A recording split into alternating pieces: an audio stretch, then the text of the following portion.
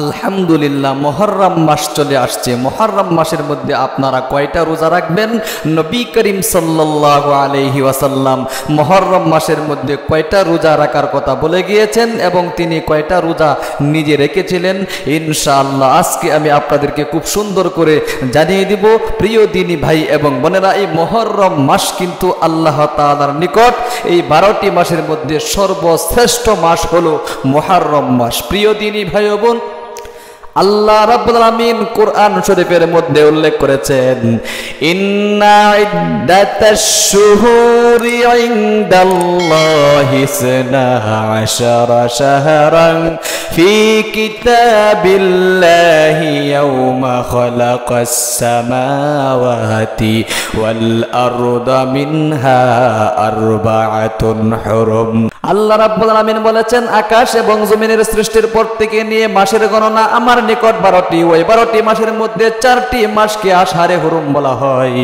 ওই 4টি মাস এমন মর্যাদাপূর্ণ, ওই 4টি মাসের মধ্যে যুদ্ধ বিগ্রহ, মারামারি, কাটাকাটি, হানাহানি করা আল্লাহ রাব্বুল আলামিন পর্যন্ত হারাম করে দিয়েছেন। মিনহা আরবাআতুন হুরুম, এই 4টি মাসকে আশহারে হুরুম বলা হয়।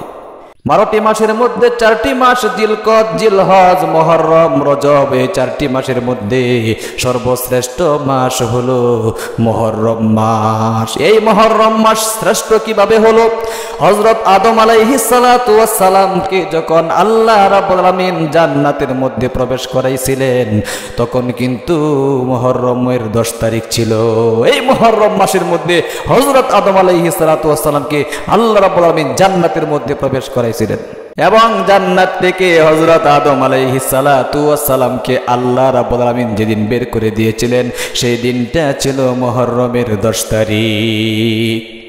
শুধু তাই নয়, দুনিয়াতে আসার পরে যখন আদম হাওয়ার মধ্যে বিচ্ছিন্নতা ঘটে যায়, অনেক দিন যখন তাদের মধ্যে কোনো সাক্ষাৎকার ছিল না, সাক্ষাৎ হয়নি, যখন সাক্ষাৎ হয়েছিল তখন অনেক দিন পরে যখন সাক্ষাৎ হয়েছিল সেই দিনটা ছিল মুহররমের 10 তারিখ।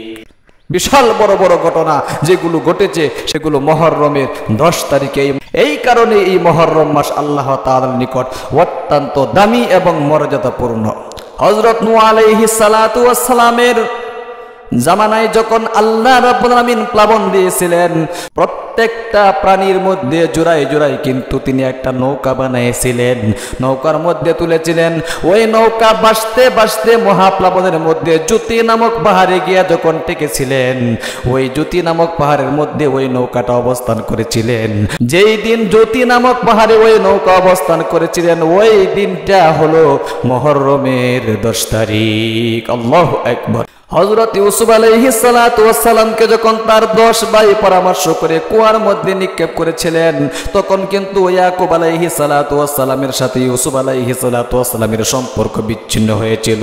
অনেক দিন বিচ্ছিন্নতার পরে যখন মিশরে গিয়া হযরত ইয়াকুব আলাইহিস সালাতু ওয়াস সালাম ইউসুফ আলাইহিস সালাতু ওয়াস সালাম বাদশা হওয়ার পরে যখন সাক্ষাৎ করেছিলেন, যেদিন করেছিলেন ওই দিনটা ছিল মুহররমের 10 তারিখ। আল্লাহু আকবার, আল্লাহু আকবার।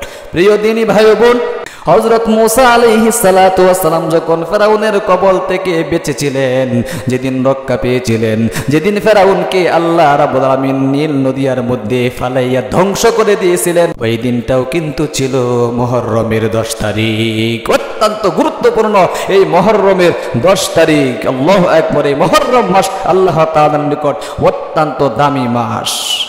এই জন্য আসুন নবী করিম সাল্লাল্লাহু আলাইহি ওয়াসাল্লাম মক্কা থেকে হিজরত করে যখন মদিনায় গিয়েছিলেন, মদিনাতে যাওয়ার পরে তখন দেখেন মদিনার ইহুদিরা মুসা আলাইহিস সালাতু ওয়াস সালামের ধর্মে যারা ইহুদি রয়েছে ওই সমস্ত ইহুদিরা রোজা রাখে, মুহররমের 10 তারিখে রোজা রাখে। তখন বললেন, ও ইহুদি ভাইরা, তোমরা মুহররমের 10 তারিখে রোজা রাখো কেন? ইহুদিরা বলে, এই 10 তারিখে মুহররমের 10 তারিখে হযরত মূসা আলাইহিস সালাতু ওয়াস সালামকে আল্লাহ রাব্বুল আলামিন ফেরাউনের কবল থেকে রক্ষা করেছিলেন, এই জন্য আমরা মুহররমের 10 তারিখে নফল রোজা রাখি। আশুরার রোজা যেটাকে বলা হয়, এই আশুরার রোজা অর্থাৎ 10 তারিখের রোজাকে বলা হয় আশুরার রোজা। এই জন্য প্রিয় দিনী ভাই ও বোন, তখন নবী করিম সাল্লাল্লাহু আলাইহি ওয়াসাল্লাম সাহাবায়ে কেরামদেরকে বলে দিলেন, তোমরাও আশুরার রোজাটা রাখিবা। ওই বছর কিন্তু একটা রোজা 10 তারিখে রেখেছিলেন কিন্তু পরবর্তীতে নবী করিম সাল্লাল্লাহু আলাইহি ওয়াসাল্লামের সাহাবায়ে কেরাম বললেন, ওগো আল্লাহর রাসূল, আমরা যদি 10 তারিখে আশুরা রোজাটা শুধুমাত্র রাখি তাহলে ইহুদিদের সাথে মিলে যাচ্ছে, এখন কি করব? নবী করিম সাল্লাল্লাহু আলাইহি ওয়াসাল্লাম বললেন, 10 তারিখের সাথে মিল রেখে 11 তারিখ 2 দিন তোমরা রোজা রাখবা, হয়তো 10 তারিখ অথবা 11 তারিখ, অন্যথায় 9 তারিখ অথবা 11 তারিখ।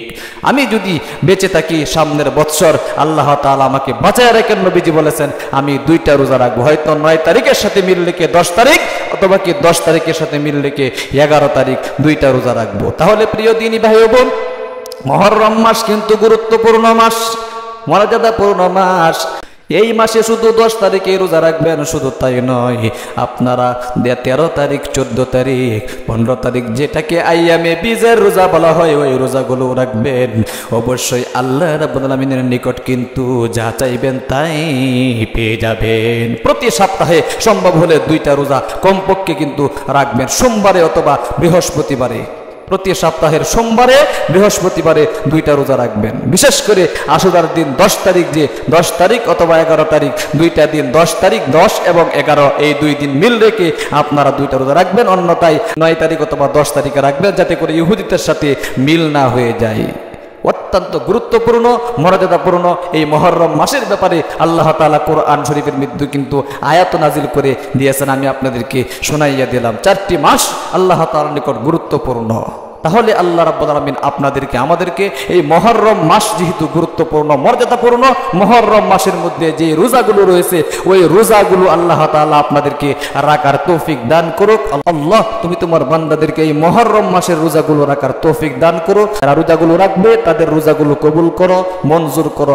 আমিন আমিন। আপনি কমেন্ট বক্সে আমিন বলে দোয়ার মধ্যে শামিল থাকবেন। আমাদের ইসলামিক চ্যানেলটাকে আপনারা সাবস্ক্রাইব করে পাশে থাকা বেল আইকনটি অন করে দিবেন, লাইক কমেন্ট শেয়ার করে অন্যকে শেখার সুযোগ করে দিবেন। ভালো থাকবেন, সুস্থ থাকবেন। দেখা হবে পরবর্তী ভিডিওতে। আসসালামু আলাইকুম ওয়া রাহমাতুল্লাহি ওয়া বারাকাতুহু।